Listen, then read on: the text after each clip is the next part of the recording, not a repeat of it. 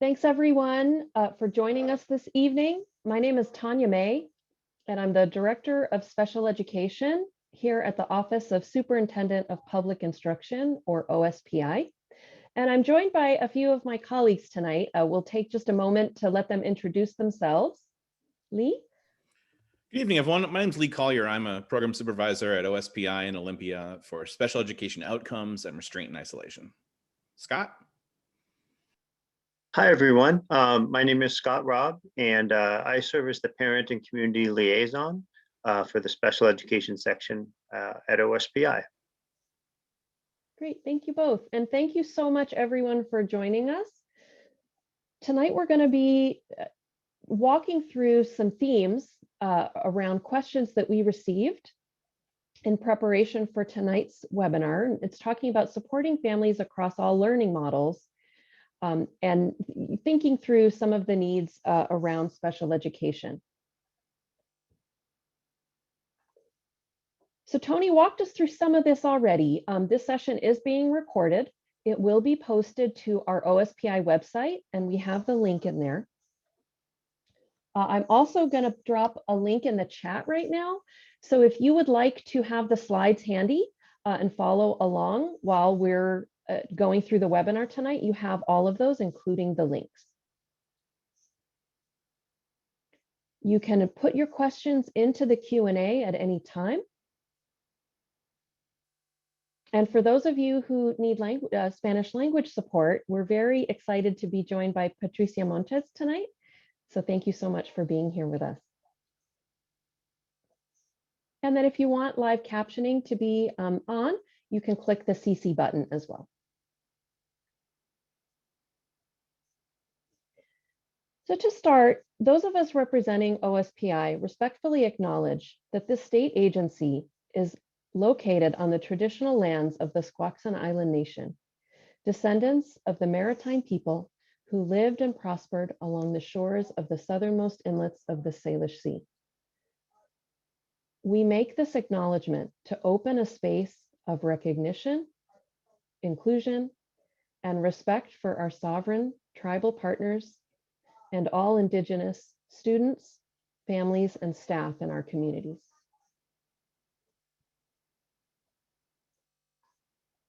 We also acknowledge the pain and trauma of these past several months and over 400 years of racism in the United States. We stand with our communities of color, especially those who identify as or are categorized as African American. We also acknowledge the intersectionality of those who identify both as persons of color and individuals with disabilities.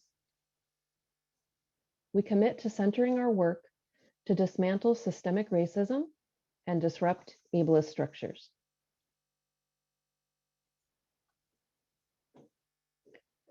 We also center our work with the OSPI equity statement.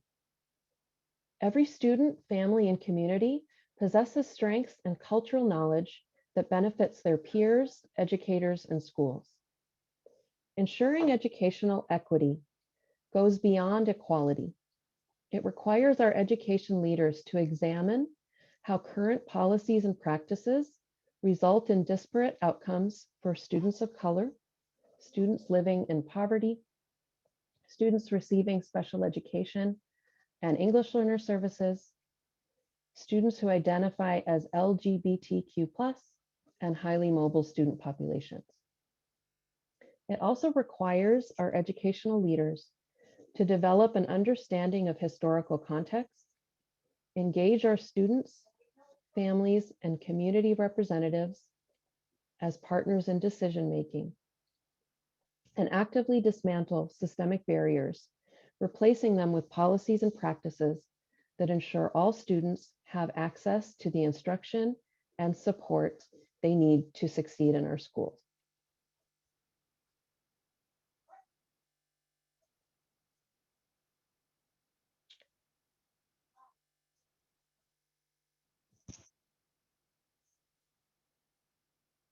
Our work is prioritized around these different priorities for improving outcomes for students with disabilities. And these include leadership, maintaining a growth mindset, implementing evidence-based practices, providing professional development, thinking differently about resource allocation, and focusing on recruitment and retention.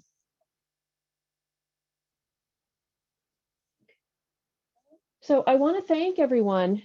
We received several questions in advance. Some people emailed directly. Some people submitted questions through the registration, and it was incredibly helpful. It is absolutely fine to just add your questions as we talk this evening. Some of the themes that we heard from families in preparation for tonight include these topics: in-person and remote learning, learning recovery and inclusion, family supports, IEP planning and coordination across different systems and agencies, and then a little bit about oversight, special education monitoring. So we'll talk about that too. So to jump into our first section, I wanted to just begin by sharing a few of the themes of questions that we received around this. And something that was really striking to us is just the range of how people are feeling and thinking about in-person learning. We had families who were very concerned about wanting in-person services to start right away, if they haven't already, interested in who gets to decide how in-person learning is implemented. And then there was also the other end of the range, families who are nervous about sending their students back to school in person, and wanting to make sure that if there are safety concerns, that their students can still receive services while they're maintaining remote learning.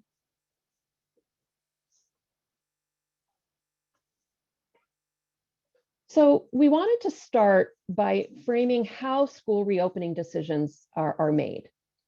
And so the Department of Health is tasked with looking at the safety requirements for students.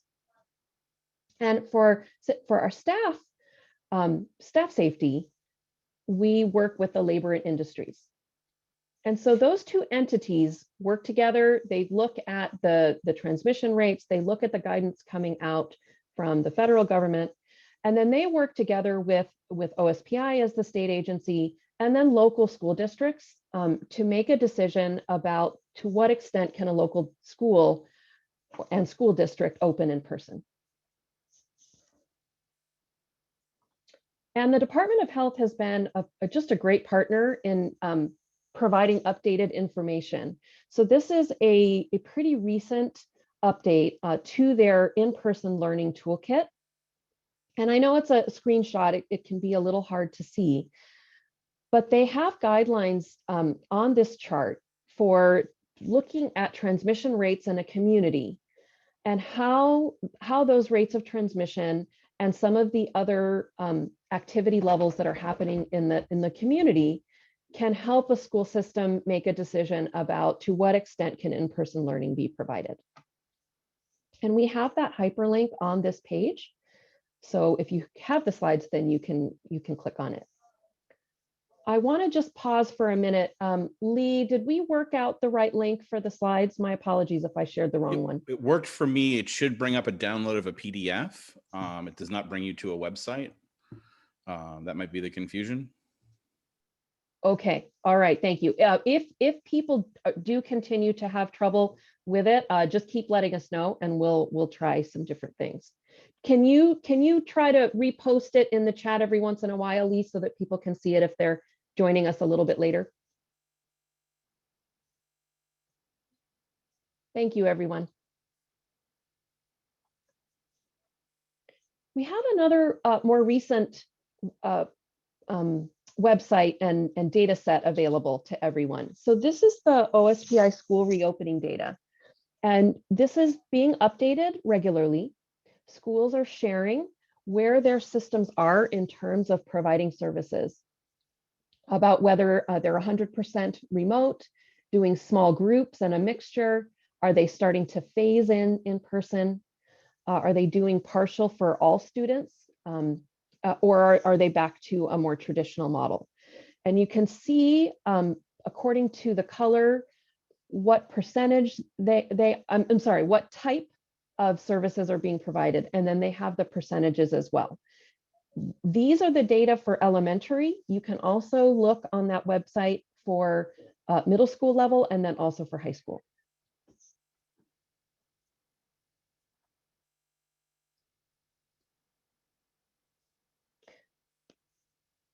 So for this next section, I'll walk us through this, and then Lee, if there's any other items that you wanted to speak to, just go ahead and jump in as we go.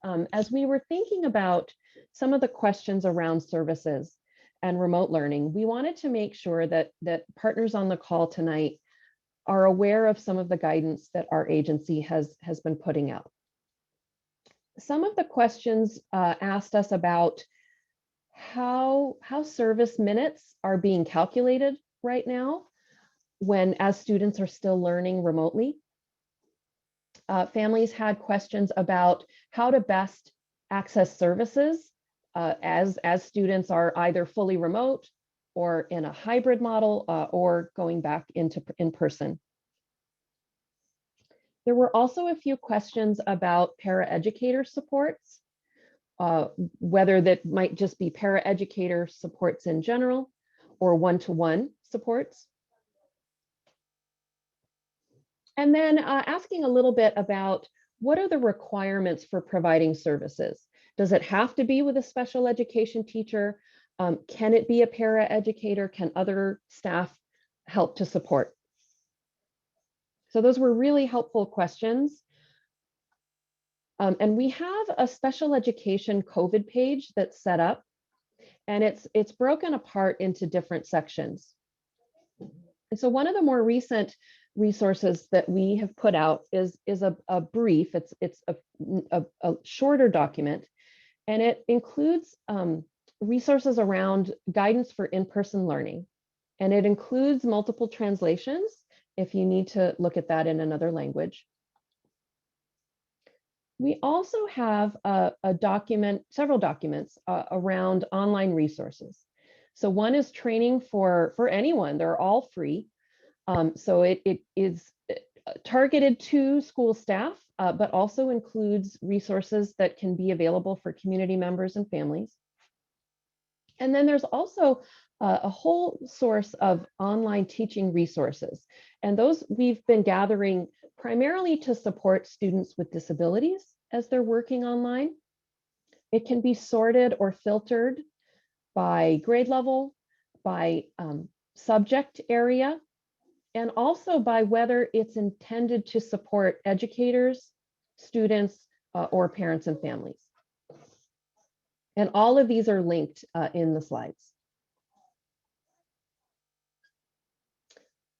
We've also had a lot of requests to be very open and transparent and provide examples to the field as we're talking about the requirements.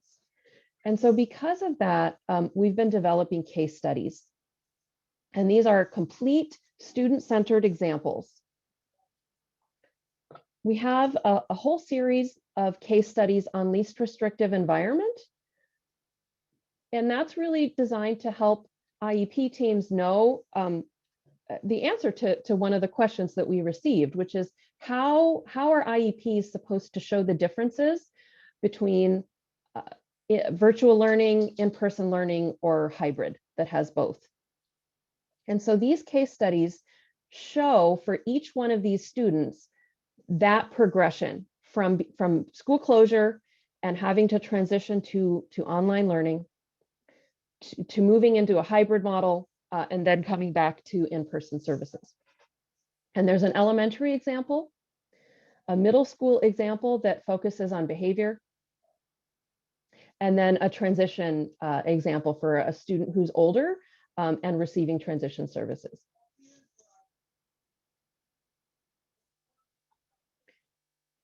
We also have some resources to support high school and beyond planning. helping teams to align that high school and beyond plan and the IEP transition plan to support students who are getting ready to think about graduation or transitioning to post-school life.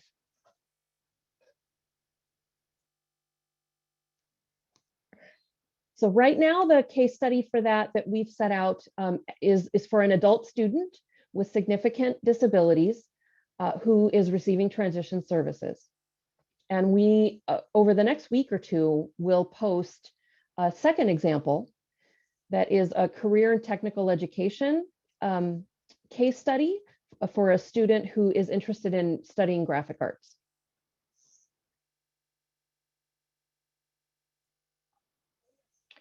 So I wanted to walk us through a little bit about how we've been framing these messages.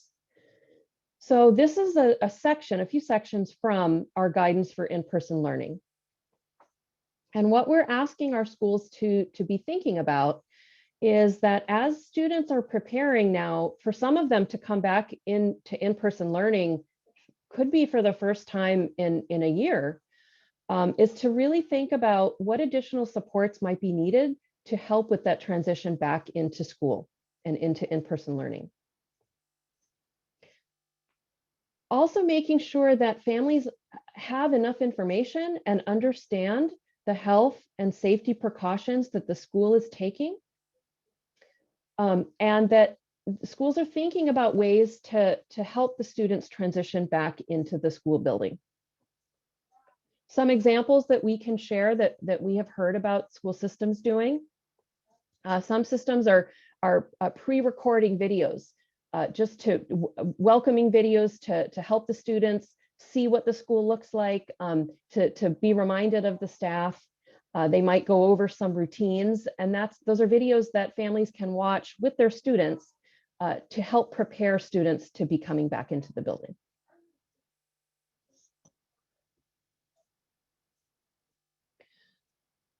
We've also had a few questions about inclusion as students are coming back into the school building, especially thinking about, for safety, if students have to be kept in small groups, how do we make sure that those groups aren't more segregated and that students are losing opportunities to be part of inclusive settings?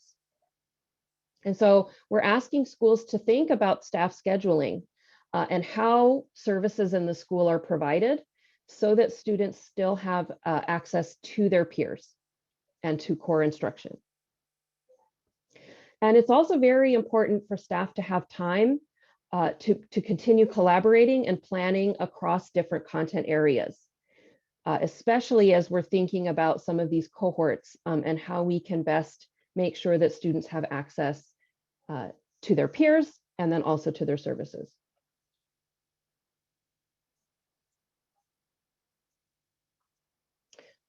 Lee, I'm going to cue you here to see if there's anything that you want to add to this section about student engagement. I just pulled out one line from that section that we really want our schools to be thinking about something that's called universal screening. What type of data are they collecting on all students, particularly about how students are doing with social emotional learning, if they're dealing with trauma from over the pandemic, from being out of school, from the just anxiety about transitioning back into the school system, and to really think about what extra supports might need to be put in place. Yeah, I think the thing to note is that we're really asking schools to be resources for communities that they haven't been previously. And I think some of their interventions and some of their what they're trying to do may actually seem different than what it's been before, but we're really encouraging, and so our best practice is really encouraging our school district to think about kids holistically and ask about their families and their feelings and their emotions and their well-being in a way they haven't before. And I think we're encouraging partnership that we hope is seen as genuine and authentic. So I think it might feel a little different, and I kind of hope it does. Thanks, Lee. So I think I'll just pause there for a moment before we turn to this topic of learning recovery and what recovery services might look like and how inclusion plays into that. Lee, was there anything that stood out around specifically in-person or remote learning that we want to make sure we talk about before we shift a little bit? I think that this is a local issue in many ways, and we have a lot of questions about students not being able to access remote learning and that being a problem. And I think the thing to remind everyone is that the students, their IEP is still in place, and they still have all the rights enabled in their IEP. And if they're not making progress, this is a conversation for their IEP team and to discuss. And there also there might be barriers because there's local health ordinances and local things going on that prevent in-person services. So these things are really different region to region and district to district. So I think there's a lot of things in place there. Absolutely. So we'll go through this section on recovery and then pause again, because we may be able to dig into some more of the specific questions that are coming in tonight once we've gone over that. And so I think, Scott, you're gonna help walk us through some of these slides. So you and I will do this part together. Before you start, I just wanted to talk a little bit about some of the themes that we got in terms of questions for these sections. So under learning, recovery, and inclusion, some of the questions have been around what are some of the best practices around compensatory education for students who may need extra supports because of the pandemic? How can students miss some of the time that their service time because they were out or were struggling to access remote instruction? We had a question about grading and how families can learn more about the grading systems.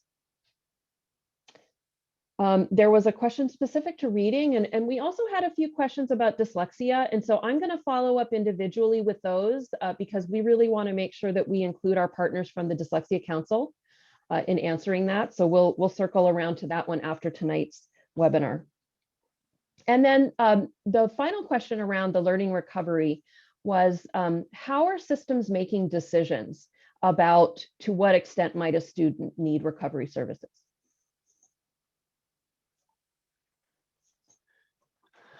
Thank you, Tanya. This is Scott speaking, and thank you everyone for joining us tonight again. The first thing I'd like to mention is, in particular, what do we mean by recovery services? Because that terminology may be new to some of you listening. And you may have heard the term in the past, compensatory services or compensatory education, being used in the past. So just to clarify, terminology, compensatory education, that comes more out of a legal context, something where there's a situation where the school district may have been, or there's a acknowledgement really that something was out of compliance or wasn't done correctly. And so that's where the idea of compensatory services, compensatory education kind of grew out of, that kind of legal context. Because we're in a unique situation now where learning loss and recovering from a pandemic is upon us, the idea that recovery services is perhaps something that we've created that term to perhaps capture the moment that we're in. But the real focus here, no matter what we're talking about, is how do we continue to meet the needs of a student who's on an IEP that still needs services. So the conversation is around how do we assess the student's current needs and essentially plan for some way to recover from the impacts of this experience. Some general things to keep in mind, though, based on the questions we received about recovery services. They're not generally expected to be an exact one-to-one count, if you will, or minute or hour for something missed or time missed.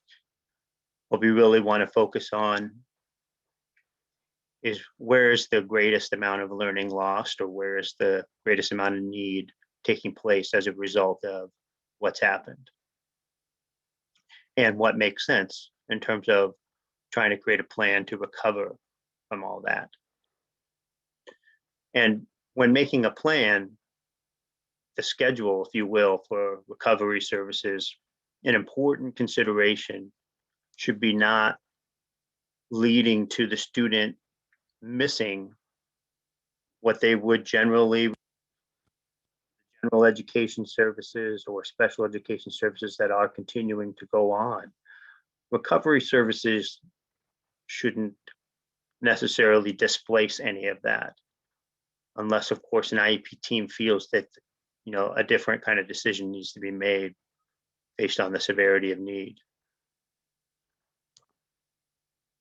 But the recovery services, as we kind of put this idea out there, should be made available to any student who needs it, both on an IEP and any recovery services that the district, or recovering for learning loss that the district may be planning in general. You know, just the same, that students who have an IEP should be able to access sort of general recovery that's maybe made available, as well as anything that's specifically unique to their special education needs. So in my role, I receive a lot of questions, and this was one that I think kind of dovetails nicely into the questions we received in advance, because I think the natural question is, when should I expect to get access to or start talking about recovery services with my school district?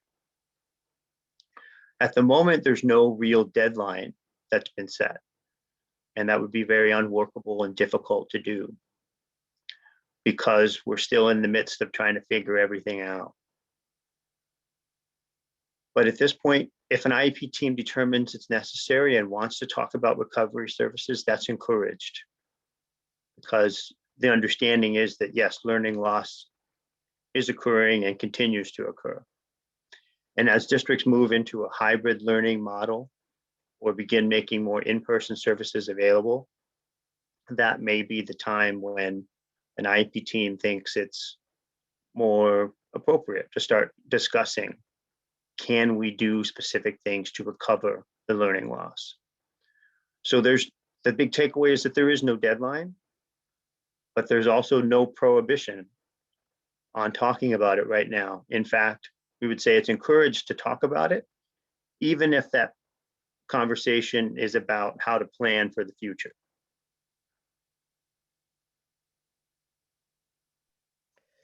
Thanks, Scott.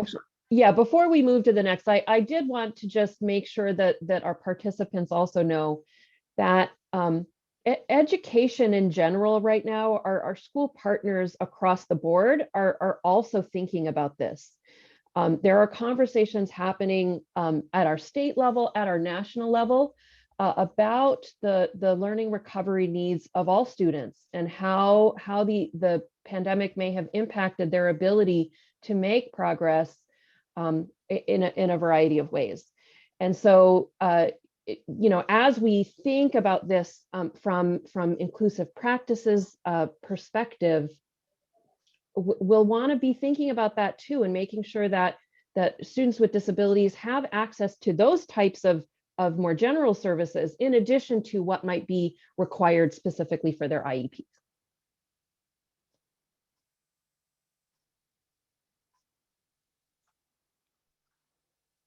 Okay, this is Scott speaking again. If another question that kind of connects with the rest of the questions we received, particularly around sort of monitoring the amount of learning loss, and what do we do to begin to address the lack of progress, or the type of progress that has or has not been made. What can we do? So as we mentioned, that recovery services are not currently like required to be implemented with any sort of deadline or a certain amount. But IEP teams do need to be planning to assess what was the impact of both the building closures that initially happened last school year and the ongoing closures that contribute to our remote learning experience. IEP teams have just some tips to think about. IEP teams have an opportunity to decide that a reevaluation may be needed to get the most up-to-date information and essentially reassess where is the student's level of need at currently. And if that happens, timelines are in effect and they should be followed to the maximum extent possible if we're still in a remote sort of situation using safety precautions that are available. Next slide, some more tips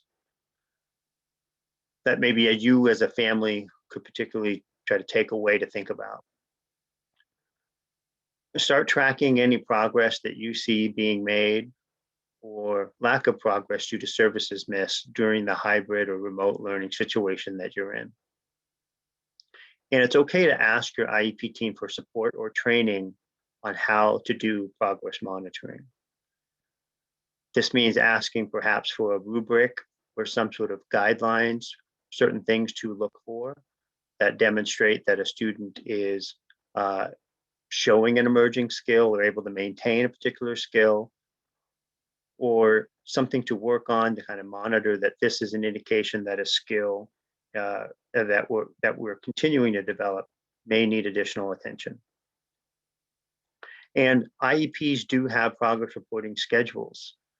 So it's important to try to stick to that so that there is a checking point with your IEP team, or you're getting communication with your IEP team about where the student is at on a particular goal. If it has been addressed, or if it has not been addressed, there still should be a progress report being available as to providing like a marker as to where you are in that situation.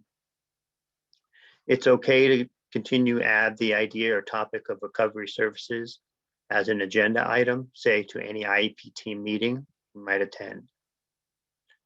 And to try to capture any ideas that get essentially tabled for later discussion, make sure that gets captured either in a follow-up email with your district IEP team, or have the district make sure that that's captured in any kind of notes or written records, sometimes called a prior written notice following your meeting. So this collection of ideas is important, and to not lose track of that, because the conversation about recovery services, we hope and expect will be ongoing as we start to transition back into the classrooms. And as we start to fit within the existing timelines of the IEP, because you still have an annual IEP meeting, you still have a 3-year reevaluation that's expected to be followed. Recovery services is now one of those topic or touch points to discuss. Next slide.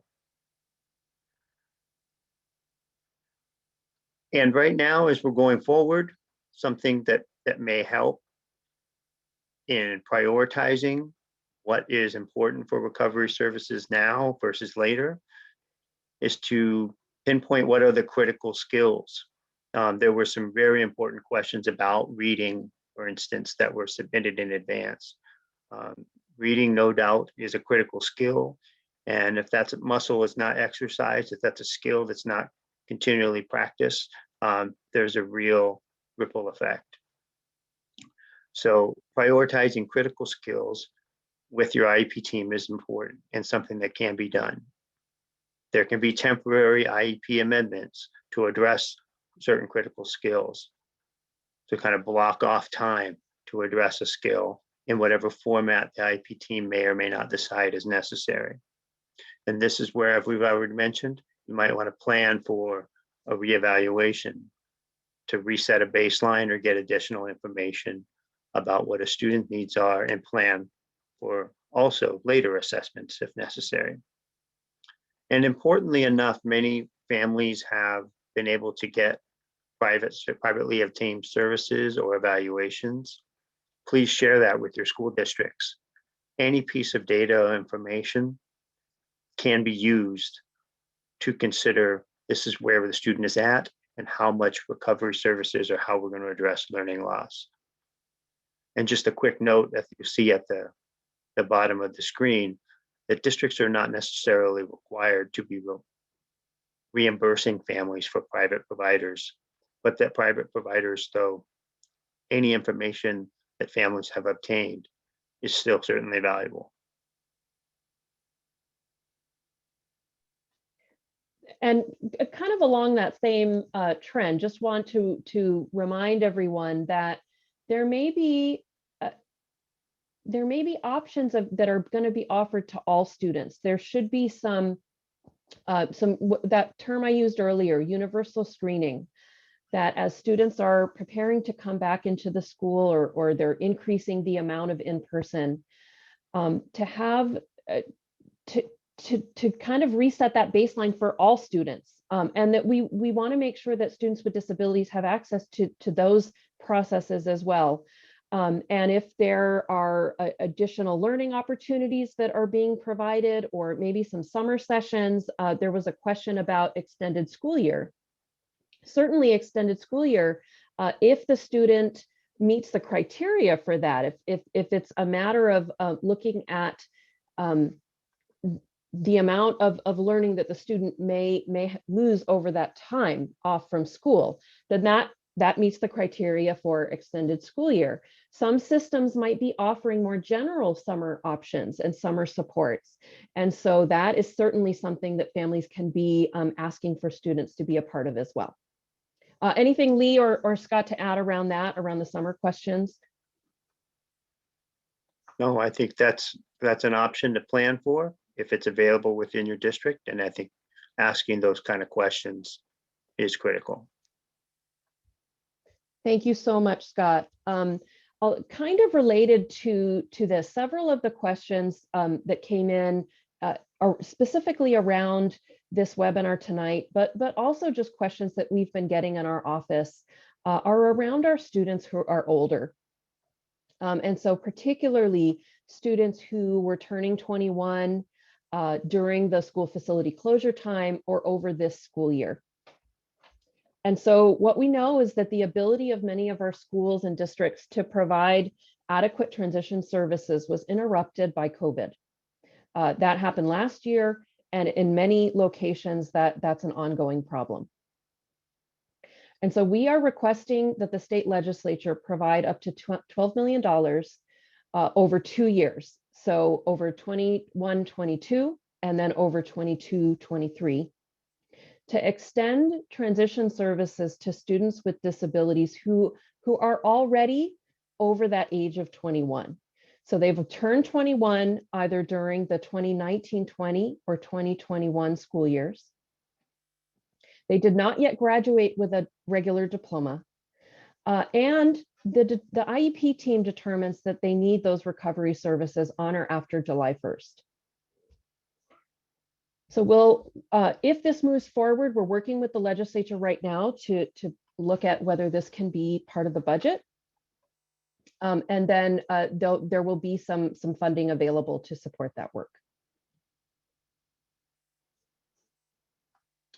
All right, Lee, I was gonna transition a little bit to some questions we received around inclusion. Are there any further discussions we want to have specific to recovery? I think we're okay. Okay, thank you.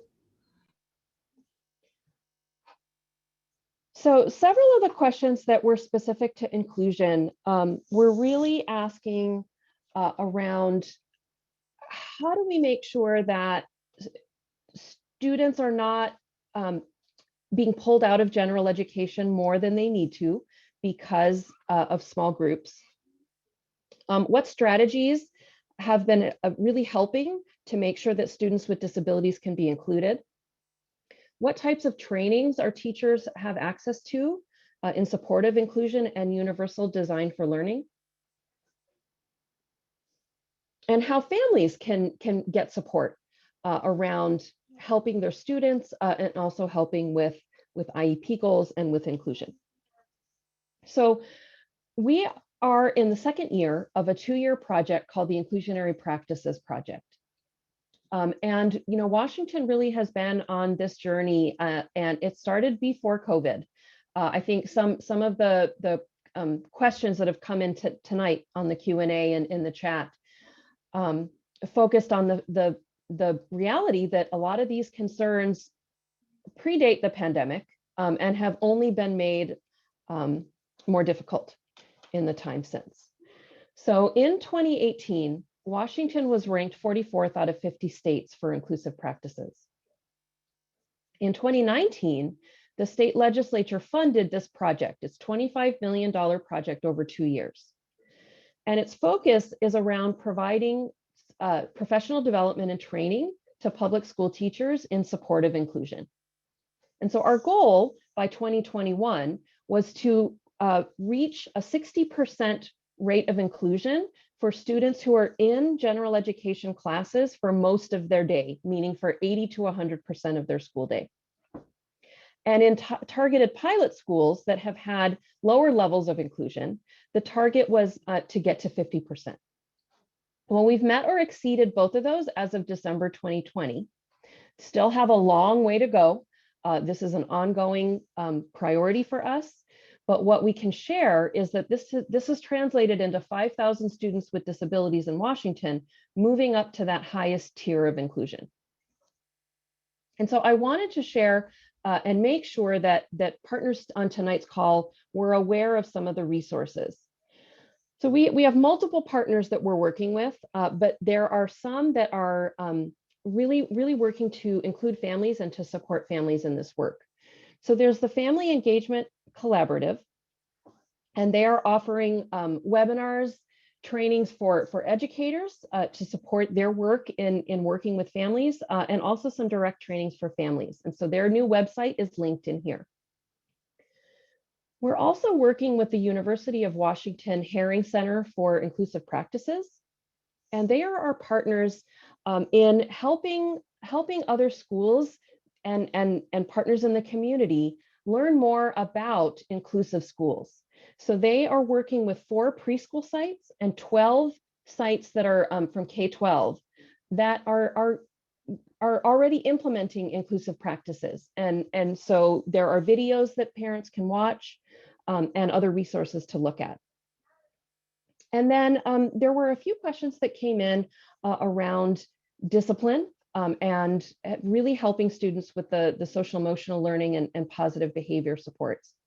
And so one of our partners is Collaborative Learning Solutions, and they're really focused on restorative practices and how that connects with inclusion for students with disabilities. And then for partners who are interested in learning more about transition and career and technical education, our partners at the Center for Change and Transition Services are doing a lot of work to help school teams work together on that.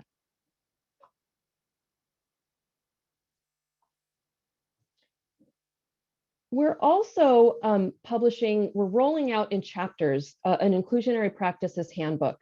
So we've had the introduction in chapter 1 has already come out. And over the next couple of weeks, we'll be rolling out chapter 2. We're just in the final stages of getting that ready for posting. And so these resources are free. There's no cost for any of the trainings that we talked about, and there's no cost for the materials.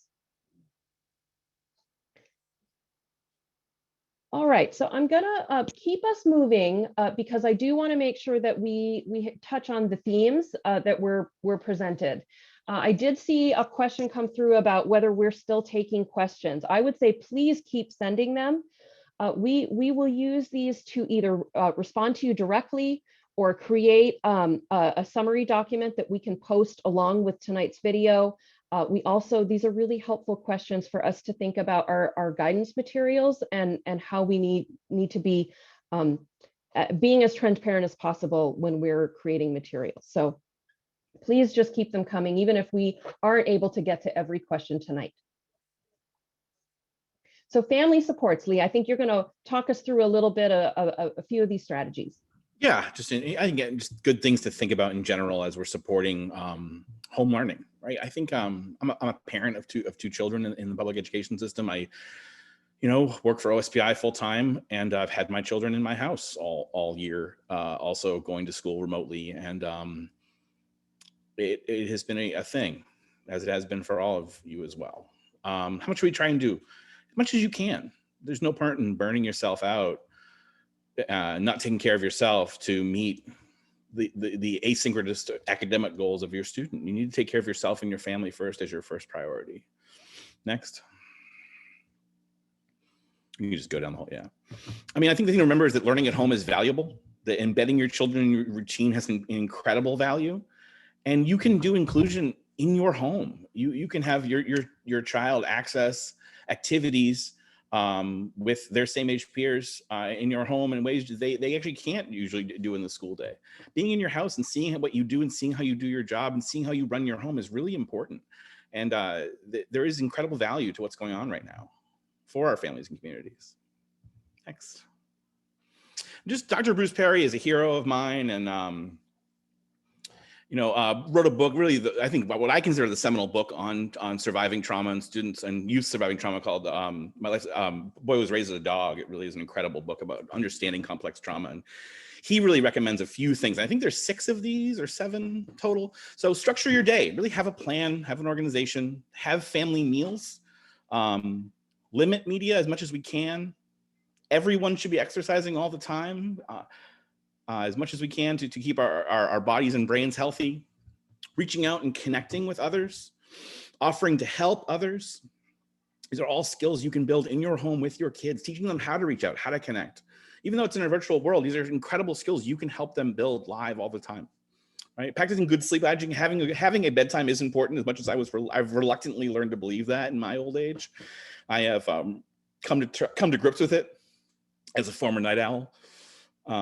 And staying positive and future focused. I think remembering that this is all going to be over, and there will be something like a new normal eventually. And next. These are all behaviors that you're probably seeing in your home, and these are normal. This is what's happening. This is what's happening to children because of the pandemic that's going on. They're crying and arguing more. They're falling back on old habits and old behaviors. Their sleeping and eating patterns have changed. They're overdosing on screen time. They're clinging to you a lot, even though you may be spending even more time with them. I know that I stare at a screen a lot during the day. And if I'm not really present for my kids at night, if I'm staring at another screen, they know they're there. And I feel like, I'm like, you guys have been here all day. How come? I feel like I see you all the time. And they're like, no, we don't have connected, we don't have that connection. It's not intentional. Right? Even though it feels overwhelming all the time. But these are all behaviors that you're going to see in your kids, and these are normative. These are things that should be seen and should be assumed. So they're not cause for concern as much as they are things that are happening right now that we have to address as they're going on. And then I think just in general, my overarching philosophy, I think if you're struggling with behaviors in your home, or you're seeing increased behaviors as you go back to school, or increased behaviors in the home going back to school, or increased behaviors at school after going back to school. Because things are different and change is hard, and this requires a new skill set. That the thing to remember is that challenging kids are challenging because they lack the skills not to be challenging. Kids do well if they can. If they had the skills to do well, they'd be doing well. They're lacking skills. What are those skills? And that's our job to figure that out. When they display challenging behaviors, it's because the demands placed on them exceed their ability to access them, to respond adaptively. Right?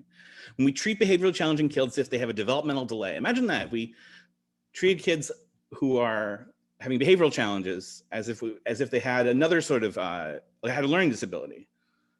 How radically different things would be. I think we can encourage the more we build relationships with our school districts and with our school buildings, we can foster that idea in our schools. Right? That's something, a huge thing I'm trying to work on all the time, is really shifting that philosophy away from punishment and more towards skill building. So I think that's something to think about. Like, if your kid is in your house and you see increased behaviors, figure out why they can't behave the way you'd like them to. What is the skill they're missing? And I in the heat of the moment, I forget that a lot, but I try to preach it as much as I can all the time. That's it. Thank you. Thanks, Lee. There was a question that had been submitted as well that was kind of a specialized question. It was around what resources there might be for foster families who are newly connected with a student with autism. And so we would encourage you to call our office if you want to learn a little bit more or talk with us. We're also sharing a resource from Children's that's to support parents of children with autism, and it's Autism 101. So that link is there if that was your question, or if it's something that you want to learn a little bit more about. And so I'm seeing a lot of questions, I think, still kind of coming in or have been in the Q&A around the IEP. And we'll walk through some of the themes that we got. Scott may jump in a little bit to talk with me about evaluations and IEPs in that section, but I'll start a little bit with continuing the theme around engagement that Lee started for us. So, you know, what we would encourage is a transparent and engaging evaluation process. That process should center the student and family voice and focus on the student's strengths and assets. Also, there aren't only certain categories that we're going to look for, right? Scott talked about, you know, we may need to think about a reevaluation, and we might need to explore new areas that might not have been part of what we were working on with the student before, but now the situation has changed. And so the evaluation process can really help us uncover that and determine how to best support the student. In the IEP team meetings, making sure that we're sharing discussions, sharing decisions, and really thinking about inclusionary practices. Again, universal design for learning. Someone had asked us about that. Thinking about accommodations that allow the student to be included in general education. And then when we're developing IEP goals, aligning those to the grade level standard. The student may not be able to achieve that standard yet, but how are we working toward that? And how are we thinking about that grade level standard in the work that we're doing? Do families have opportunities to participate in trainings? Are your school districts helping you learn how to be an advocate and how to be able to support inclusive practices? And then it's so important to think about coordination and linkages with outside agencies. Families right now have so much on their shoulders. They always have, and right now that load is heavier than ever. And so there may be some supports even outside of the school district that families can be accessing. And when that happens, that's great. We also want to make sure that those are being coordinated with what's happening in the school. Oops, sorry about that. And so for evaluations and IEPs, do you want to walk us through this briefly, Scott? I know we only have a few more minutes. Right. This is Scott speaking again. Thank you. This would be, yes, basically a reminder that we still have structures in place that can be followed to the extent possible. And school districts are trying to do that. And you can rely upon that and still ask those kind of questions of your IEP teams. This goes back to what we already spoke about with respect to monitoring the progress and being able to share the information that you have. There's still, if you see, as Tanya just mentioned, kind of new areas cropping up. Not only would this be something to raise with your IEP team, but if you have a student who is not eligible for special education services, this could be a time to potentially make that request to consider an evaluation. And as we already reiterated a number of times, the coordination with the team about how to assess and look for information that can be used to determine kind of the next steps in terms of assessment or evaluation, that would be possible. And evaluations may look a little different because we're in the middle of a pandemic. And there may be different ways to take observational data, either using technology or health and safety protocol to plan for certain types of observations or assessments to take place. Those kind of protocol and decisions really can be made together with an IEP team. And there is some flexibility in this to work with your school district. Next slide.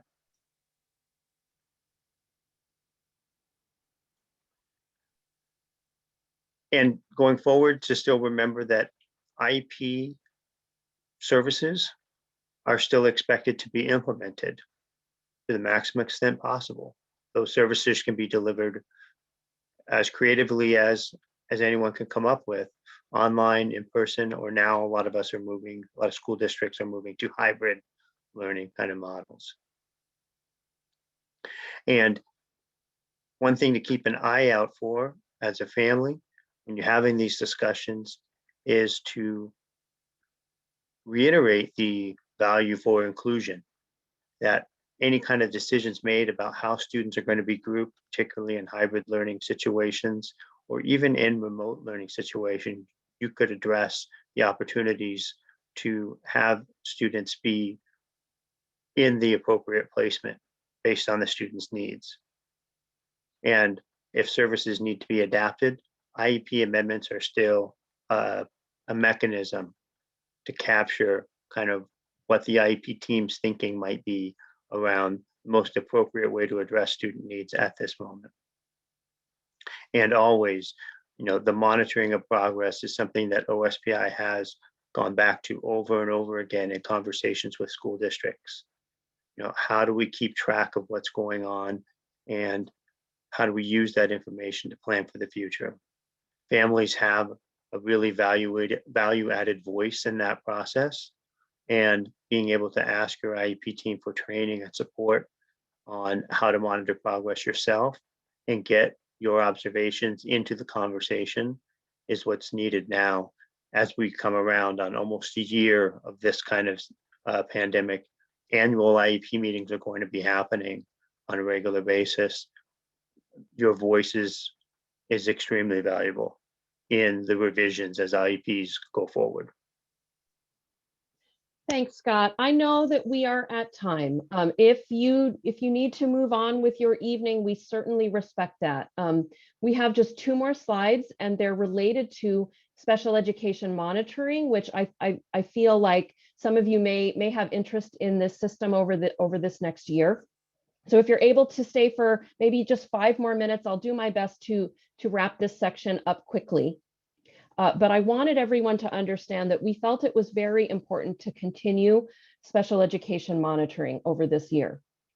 We're doing it safely. So we have a combination of districts we're monitoring, which is called a desk review. That we always had that in process, and so we wouldn't go on site to those school districts. Those are districts that their data show less risk.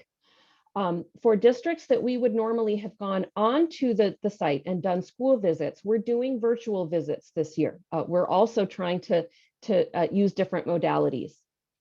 So there are kind of 2 components to the monitoring. We have district and school reviews, and there what we're really looking at is continuous improvement. We're digging into data. We're looking for evidence of family and community input. And there are also several monitoring areas that we look at. We look at child find, which is that evaluation piece.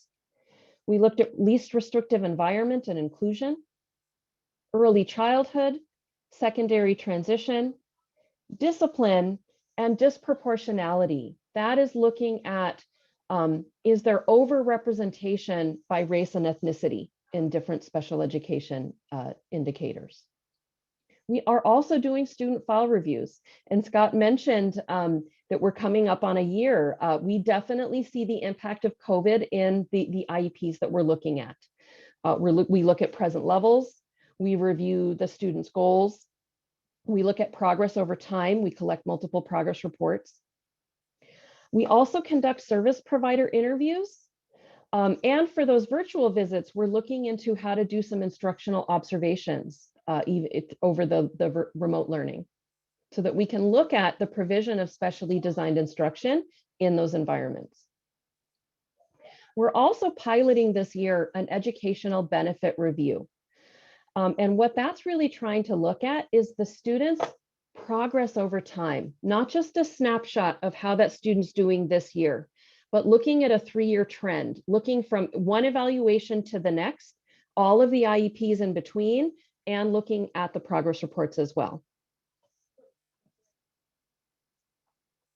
And then the last thing I wanted to just make sure that you were aware of in terms of the monitoring. We conduct administrator interviews. I talked about the service provider interviews. We'll be doing some focus group and work sessions with staff over Zoom. We'll also be doing parent surveys and then parent interviews as well, so that we can talk with families in these school districts and hear from them directly. When we have parent permission, we will also conduct student interviews.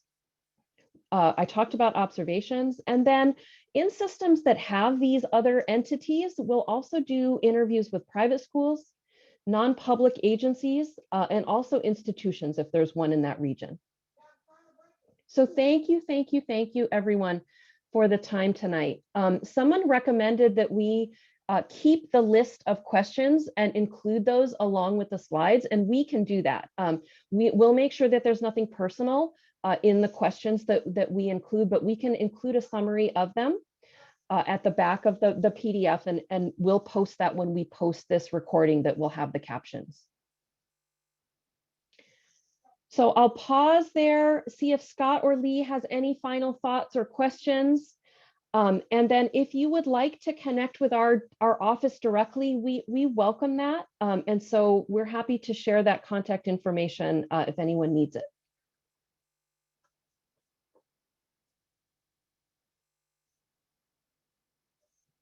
That was a busy Q&A. Thank you, everyone, for your questions. I love it. This was great. I hope that you found that we touched on at least some of the questions you had on your minds.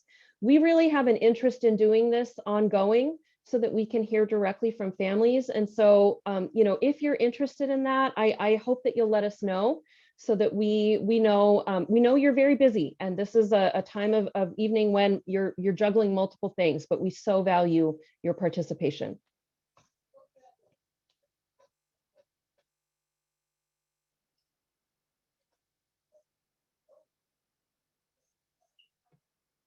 All right, I think we can stop the recording now, and everyone have a fantastic